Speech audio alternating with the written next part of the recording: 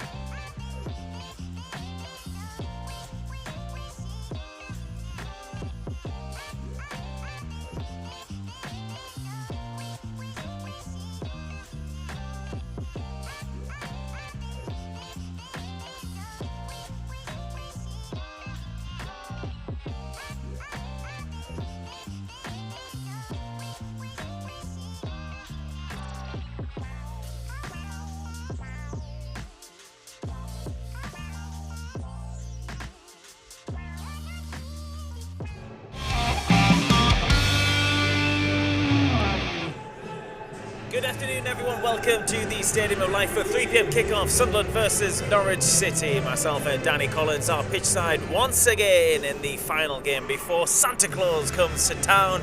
And we all know Santa is a Macam. How are you doing, Danny? You okay? Yeah, I'm good. Yeah, and hopefully Santa brings us 3 points. Oh, nice one. Yeah, but no, following on from where we were that 3-game week, wasn't it? 7 points, a decent return, good comeback at Swansea, obviously 2 down early on, but great commitment from the boys to come out setting off, get on top.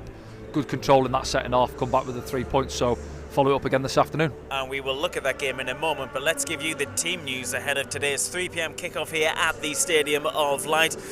There's been a change. We understand there's been a bit of illness in the camp. There has been for the last couple of weeks, Danny, hasn't there? Yeah, appears to be a bit of past the parcel with the old man flu, I think, in the camp there, and it's Trey Humes' time this week, isn't it? So yeah, Luke coming in, as we see there at right back, and Trey dropping down to the bench. Apart from that, it's as we were really, wasn't it? Top end of the pitch. I'm hopefully pretty solid. Back to clean sheets if we can. Lads at the back.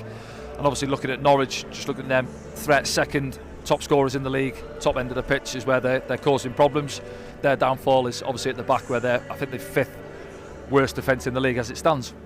Okay, that is the lineup for Sunderland. We'll continue the start of the programme by looking back at Sunderland's last game, Danny, and it was a great second half we saw down at the Swansea.com. We're going to run the highlights now and look back through the action, but it wasn't a great first half, to be honest. Wasn't a great first half, and it wasn't a great start, and here we go now, early on again. Ball in from Grimes, second phase. Dan Ballard goes up there with Harry Darling, and it drops down, and we're slow to react. I think Anthony Patterson gets caught, doesn't he? He thinks about coming, I think he should have. But then he goes back to his line. He'll realise straight away, yeah, I should have come and tried to clear this. Look, where by the time it drops, he's only 7 yards out, isn't he? I think he would have got there, Anthony Patterson, if he'd have gambled and gone to punch it. So we're on the back foot early on, and Swansea generally had good control early on in the game. I felt they were picking up the loose ball. They were moving it a bit better than ourselves. And then we did come into it and have a little bit of a spell, naturally as we tend to do. But here we go now. Here's the second one. We haven't seen the build-up. I think it was Job, wasn't it, who just got caught on it, give the free kick away. I think he got booked as well.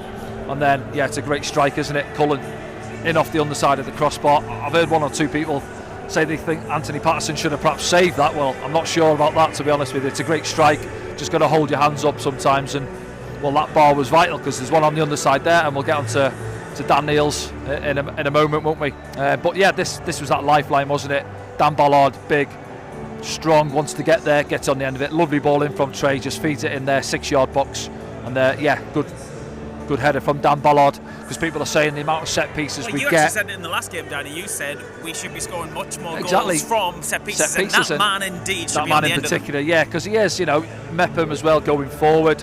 And Dan's aggressive, he wants to go forward, he wants to get on the end of things, and he certainly does on that occasion, doesn't he? And as I say, then you're going in, and maybe the team talk's a little bit different at half-time for Regis and his coaching staff.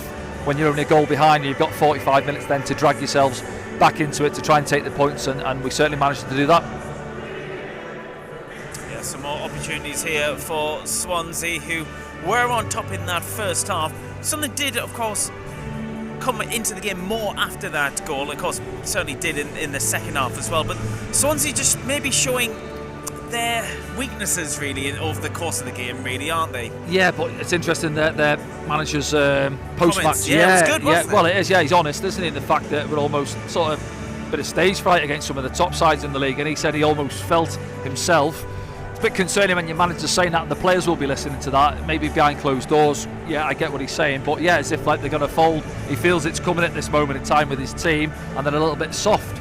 Played football the right way, though. Yeah, didn't they? well, they tried to. Yeah, and Matt Grimes again. He has. I think he's had the most touches of any player in the league, and he tries to dictate it. But it's interesting that he was the one that got caught on the ball for Dan Neil's goal, wasn't he? I think Job actually does really well. He steals it off him and plays it into Dan, and then Dan obviously does the rest. But how do we get back into it from my point of view, watching it? Just a little bit more energy. I thought Chris Rigg was excellent. Job in there, your two number 8s really giving you energy, and then obviously Dan Neil in behind them. The opportunity, he gets to stride into a bit of space, pulls the trigger, and he gets himself a goal, doesn't he? Fans will agree with us, I think, when we prefer is the goal now. So let's just have a little look at it. Here's Swansea. There's Grimes now, wants to get on the ball, gets it stuck under his feet. Meander has a little nib. Yeah, and there's Job now. And then look, Dan stepped into the space because Grimes has obviously come out of there. And then Grimes is trying to get back, gives him a slight nudge, doesn't he? But it's just enough where Dan gets it out of his feet. We know Dan's got this in his locker. He just doesn't do it very often. He's not really that high very exactly often. That, yeah. He's obviously limited in terms of where he's being asked to play, but it's just going away from the keeper. And as I said, they've had one off the underside of the crossbar, and there's a lovely strike from this one. What's he, 25 yards out, bang. And look at the fans behind the goal there. Great effort again. Good away numbers. Long journey, South Wales. And to see that one fly in from behind the goal from this angle. Yeah. Good strike. See there, just leaning into him, hasn't he, as he's pulled the trigger there. And then we're right back in it. The tails are up. We're 2-2. And now you're thinking we're in the ascendancy. Can we go on and try and get the 3 points? And it was, 2 minutes or so later, wasn't it? I think where here we go again. And they struggled to get out. Swansea, they made a couple. That was a good ball from Ballard. Yeah, it was, yeah. Look at the space there that Trey's got. Feeds it down the line into Patrick, into Chrissy Rigg. And then keep your eye on Job there. He doesn't sprint, he just ambles in there. And I said it in comms last Saturday where I'd be furious, and I'm sure their manager was, when he watches that back from his team's point of view. You've got to sense the danger, and they don't get back goal side, and it's too late. You keep your eye on them now. There's two of them there, and just look at Job there, edge of the box, just steps between the two of them. Too late then. It's happened. Ball's there, and it's a good finish from Job. Just strides onto it. Good firm side foot finish, and you can see what it meant to the boys. The reactions. Look at them there. Job's booting the advertisement boards. Where is it now? There he goes. And just that emotion from the boys, and they dug themselves out of what was a sticky first half. Yeah, I said something on my social media after the game. I mean, in that second half, when Dan Neil and Chris Rigg and Job played that well, we could beat any team in this division. Yeah, no, listen, I think everyone upped their game. Trey was getting forward a lot better in the second half, obviously because we had a lot more of the ball as well. Patrick and Chrissy Rigg linking up, but yeah, energy in the middle of the pitch I felt was vital, and we won the midfield battle. How many times do you hear a manager say you've got to earn the right to play and you've got to win that midfield battle? And I think that was the case. Grimes too easy in the first half. He was dropping between the centre backs, getting it 2, 3, 4 touches. We weren't really engaging. Second half, you see there, prime example, Job and Meander take it off him, big space, Dan Neil steps into it, bang, and we're back in it. So yeah, but credit to all the boys really, and they getting back on the coach there after being 2 down, after what was it, 16 minutes, I think we were 2-0 down, to then get back on the coach, heading back on that long journey. A big relief for the boys and a massive boost of confidence. We didn't have a midweek this week, which felt like an eternity, doesn't it? Because they've been so thick and fast, and they're going to be thick and fast again from now on till well into the new year, aren't they? As a footballer, Danny, what's it like playing during this festive period? Do you actually look forward to the games coming thick and fast, or are you as you get older, I guess your legs are feeling it a bit more? But what's it like around the family and things like that? Are you completely focused on the task in hand? No, it's different. Obviously, some of the boys, like myself now, will have children, and you're trying to obviously share your Christmas with them, but at the same time, your focus is obviously on the next game. And as you mentioned there, they come thick and fast. Play today and then Boxing Day. But presumably training on Christmas Day, that kind of thing? Yeah, I've done that. Sometimes I've been in, they say, do you want to get it out the way, so to speak? You're at the training ground for 8 o'clock or 8:30, get your session done, and then I've had it the flip side where meet at 4:30, then you can't, you're having your Christmas dinner. Full of turkey, yeah. Everyone else is having a glass of wine, enjoying themselves, and you're thinking, right, I've got to make sure I've got my pads, getting your car ready, and then you head into the hotel or you're on that long bus journey. But it's part of the game, that's what it's all about as a footballer. I had it for 18 years as a player. Now I get to relax and enjoy family with my kids and my wife. But yeah, listen, if you ask them now, would you rather be out there pushing? Today we can go second in the table. Yeah. Big opportunity. We've seen 21 of the 23 sides we're going to play this season. And is there anybody that frightens us? Not really. I said, Rob said I think Middlesbrough for him. I think Leeds have been the best team, but only not over the course of 90 minutes for 35 minutes maybe. So on our day, we're as good as anyone in the league, and obviously the table suggests that as well. Well, actually, these next couple of games, a good challenge against sides we haven't played yet. Yes.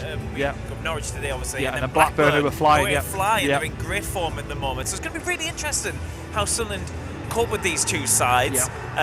Like you say, one in form, one a bit massive club, Norwich City, of course, former Premier League side, and they'll want to be in and around the playoffs this season, as they were last season, of course. Well, yeah, and they expect, their fans will expect them. Norwich are one of those yo-yo clubs, really, aren't they? I would say like a West Brom or a Fulham, sort of teams who aren't quite good enough at times to get into the Premier League and stay there, and then obviously they're down there competing for promotion in the Championship. But yeah, listen, they've won 2 games away from home so far, so they've not been great on the road. If you look at the stats, the second top scorers, Sands has got 15 playing off that right-hand side, off the left-hand side. He's top scorer in the league. Yeah, exactly, yeah. So they're a threat top end of the pitch, but then you think, well, why aren't they up there? And the fact that they're not quite there at this moment in time is because they've got the 5th worst defensive record in the league so far. So, yes, they're okay scoring goals, but they're shipping too many at the other end. I'm sure Regis and the lads have obviously looked at that during the week and thinking, we're going to get opportunities this afternoon. They've made a couple of changes. We'll have a look at them. And they made a couple of changes. We can throw it up now, Danny, if you want. Yeah, let's have a quick look at the Norwich City side if we can. First time we're looking at them this afternoon, and there's some good players in there. You might recognise Callum Doyle at the back. He's on loan from Manchester City, and I've just heard they've been beaten again, Manchester City. Yeah. So struggling, not there. But as you say, Callum, obviously we know him from his time here. He's at Leicester last season. Then he's out on loan again, isn't he? Interesting that I think he's going to be playing left back. Straight away I see Callum as a centre half really, so I'm thinking get the ball out to Patrick. He won't enjoy 1v1s against Patrick Roberts if Patrick turns up and plays to his full potential. But yes, Onel Hernandez has come in today. I think he's a good player, certainly at this level. He's a threat, big, powerful unit. Slimani's getting good reviews. Slimani in the middle of the pitch, they've got sort of goals coming through from midfield as well, sort of all chipping in with a couple of goals. Cernak through the middle, but they've got a strong bench as well. The experience of people like Ashley Barnes on there as well. Who they might chuck Grant on. Hanley, so they've got some experience in there, and obviously Big Duffy at the back as well. And they've got a blend of obviously younger players throughout the squad as well. But yeah, you don't know what you're going to get when you're looking at Norwich. Their results suggest that as well, really. Young manager as well, Johannes Thorup as well, 35 years old, a Dane who's new to English football. Well, he's been here since the summer, but a big challenge for him. Yeah, of course it is. Yeah, he's not daft. He will have come in knowing the expectation from the fans is worst case playoffs. Yeah. But that's the case with a lot of teams now in the Championship. You're looking at Blackburn are pushing, Middlesbrough flying recently, scoring a lot of goals. But we're there on merit ourselves, aren't we? We've been there since day one, really. Look at those 3 clean sheets we started the season with. We were in the top 2 for a long stretch, and it's really tight in there. And as we said there, we're currently sat in 4th. Win today, put pressure on the other teams in and around us, do our job, and hopefully one of them 2 slip up. I think Leeds are at home to Oxford, so yes, on paper you look at that and you would expect them to win. But I think Gary Rowett's gone in there now at Oxford. Yeah, he has. They might get a reaction there this afternoon. He's a good manager at this level, Gary Rowett, isn't he? Yeah, and then Burnley, I think, have got Watford as well. So again, Watford on their day play some good football, score some good goals as well. So, but we've got to do our job, and then you hope the other results, one or two slip up for us. Okay, we're going to go to a quick break. Remember, you can still get your matchday streaming passes right now on safc.com. Some of the ground staff walk past us here behind us. We will be back very soon after the break and get your matchday streaming passes right now, as I said, at safc.com.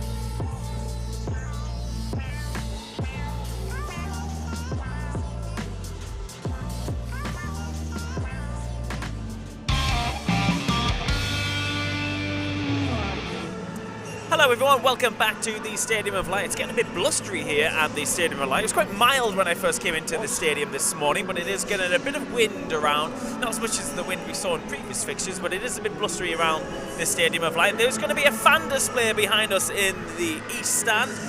Some kind of festive fan display is going to be unveiled just before the lads run out onto the pitch. Let's give you the team news if you're just joining us around the world, or maybe just walking into the stadium, because we are broadcasting within the stadium as well this afternoon, as we always do, and of course on YouTube as well. It's the free pre-game programme. Right, Danny, talk us through the changes. It looks like a strange one in defence. Well, it is, yeah, but obviously, as I say, we think Trey's picked up an illness, we believe, during the week, so he's dropped down to the bench, and then Luke there, as we so often does, fills in certain positions. Well, he finds himself at right back this afternoon. Dennis back out there at left back. Obviously, Luke came on and replaced him last weekend at Swansea. Mepham and Ballard keep their place at centre back. Dan Neil in front of them. Chrissy Rigg and Job ahead of him, and then Patrick Mayenda and Isidore. And Let's can Wilson get back to the goals? Yeah, let's just leave that on for a second, because let's look at the bench. Jan Paveda's back on the bench, a name we haven't seen for quite some time. It is, yes. I think was it the Derby game possibly that he went off injured. Yeah, didn't he? yeah, he did. Came on. Brief period on the pitch, didn't he? Picked up an injury, I believe hamstring, I think it was. But yeah, he's back amongst the bench there this afternoon. But yeah, you know, listen, you look at the bench there, top end of the pitch: Rusin, O'Sheesh, Connolly, Paveda. So people who you hope could come on and impact the game if needed later on. And then obviously the options at the back as well. And Adji will probably be disappointed as well, because he come back in, he's had a stint in the team, getting up and down that left hand side, and he finds himself back on the bench. But yeah, so you know, we've got a bit of strength in depth then. You know, people are going to say, well, January's coming up, we're obviously going to add to that. Of course we will. One or two I'd imagine will come in.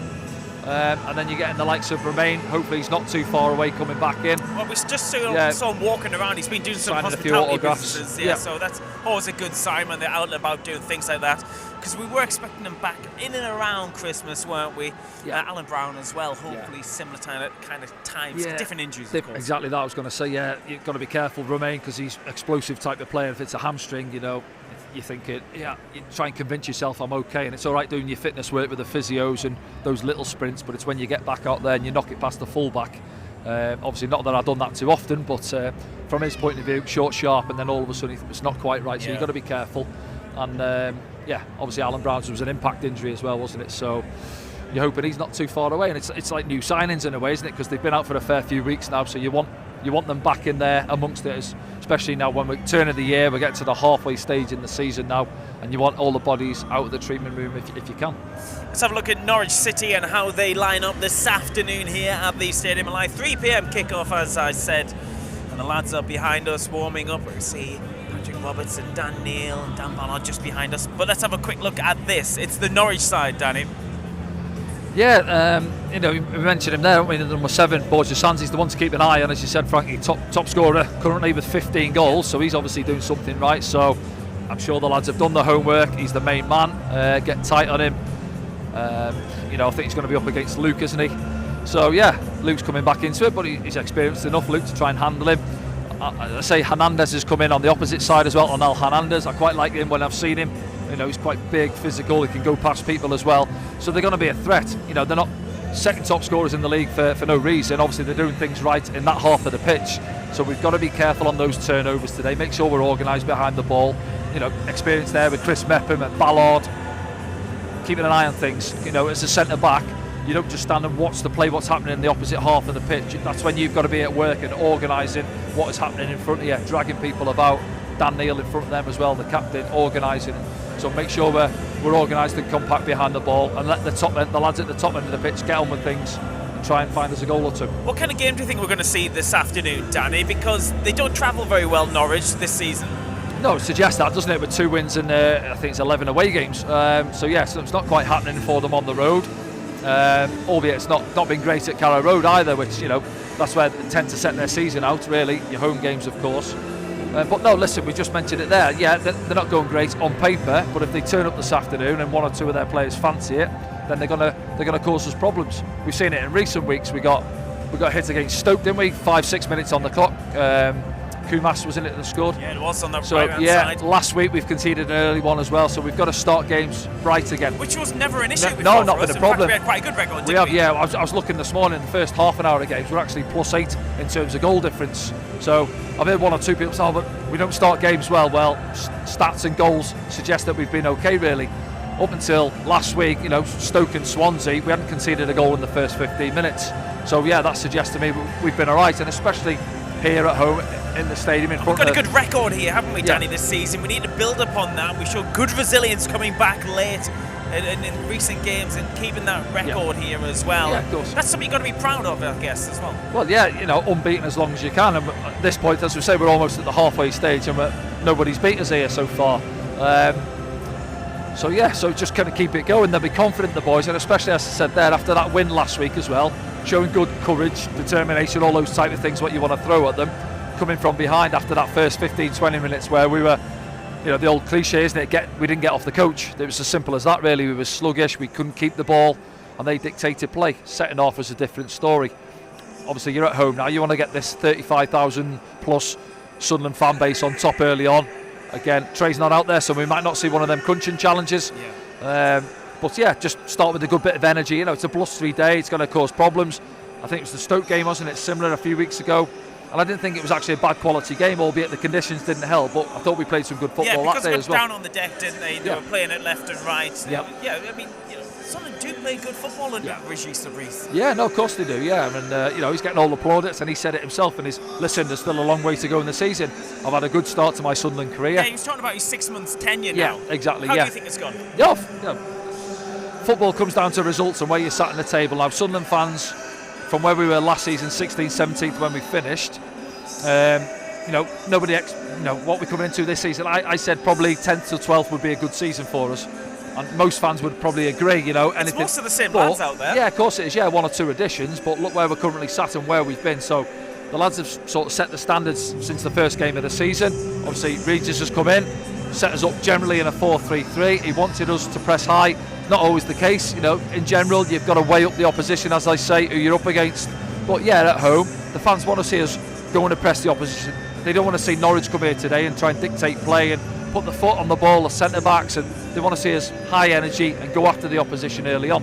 And we've done that in certain games. Others we've been a little bit, for me, I always go back. Leeds, if you're playing against Leeds, they want you to come and press because they want to play through you at a frantic pace, and they fancy themselves. As well, Middlesbrough, exactly. But that was the opposite, really. It went back to the centre half against Middlesbrough, and he put his foot on. It was Edmondson, wasn't it? He put his foot on the ball, and we sat off, and it probably took them by surprise. They expected us to come and press. Well, we went, no, we'll weigh you up. We'll have a little look at you, and then you've got to pick your moments as well, and it's all trigger points as well. When Isidore goes, and Chrissy Riggs been doing it really well for me as well. He wants to go up there, and you can see Chris. He often looks behind him as if to say, it's Dan Neil pressing up with Joe. Where are you? Trey might come up pressing up there. Patrick, you're coming with me, and it's a sort of a domino effect really. And I go back to my time at Stoke actually under Tony Pulis with Johnny Walters was the prime example. One of the fittest lads I've played with, leading the line, and he's pressing. But then you work on it in training. You've got to come with me. You've got to be in there. You've got to work on it on the training ground and put it into action. And you hope it comes off on a Saturday afternoon. That's something you mentioned there. And you weren't particularly speaking about his position there, but Dan Neil is someone who's had a great game. Maybe the last 2 or 3, he's been maybe man of the match and all them. Yeah. Listen, he's come under a bit of flack, Dan, and he's obviously getting used to learning that role really and playing in front of the back four. If you said to me, what do I think's Dan's best position? Probably is number 8, because I think yes, you're playing him a bit deeper, and he can play that role and he can control it at times. But I think you take something away from his game.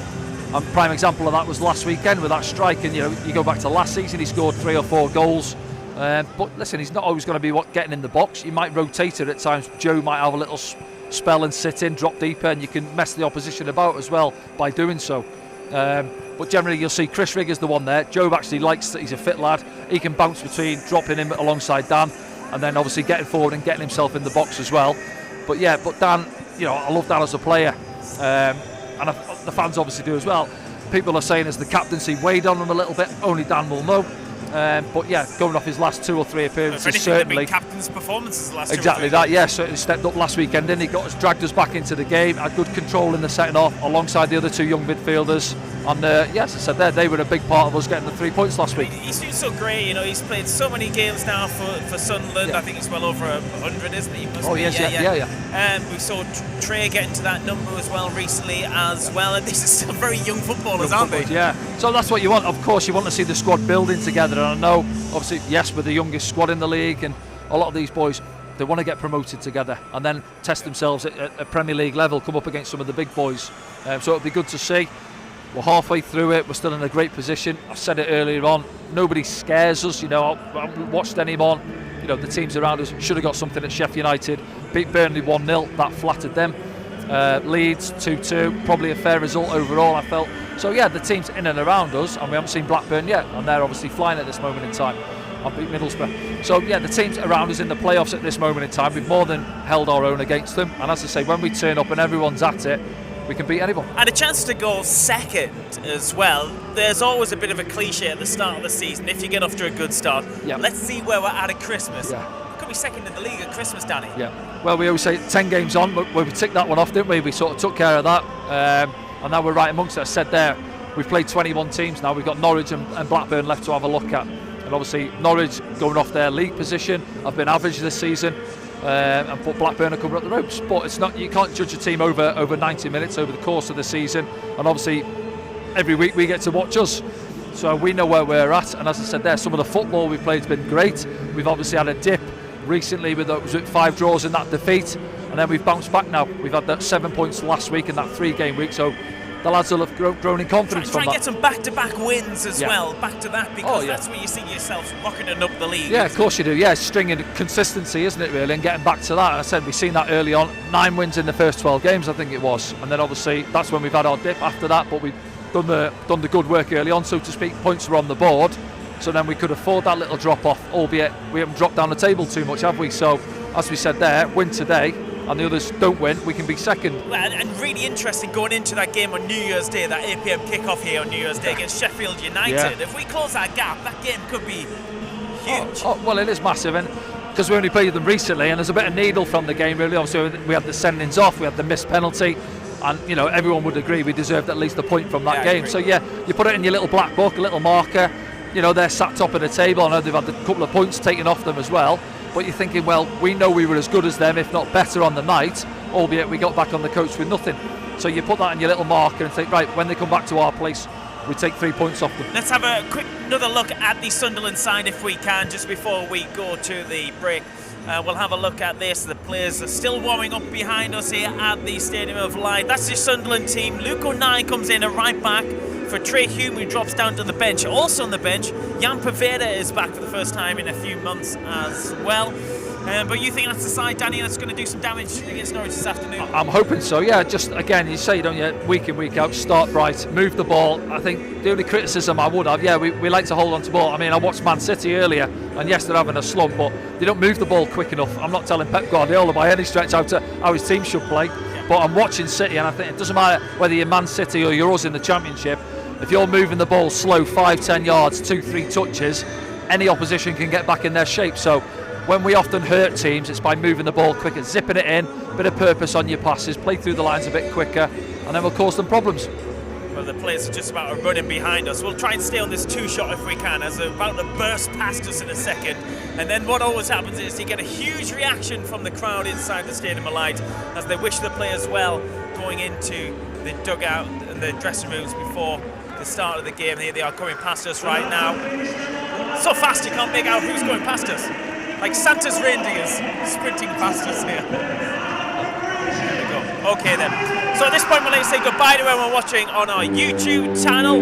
Thanks for being with us as the lighthouse rings around the Stadium of Light. We'll be back on the gantry for full 90 minutes commentary here on SAFC Live. Get your match streaming passes right now at safc.com.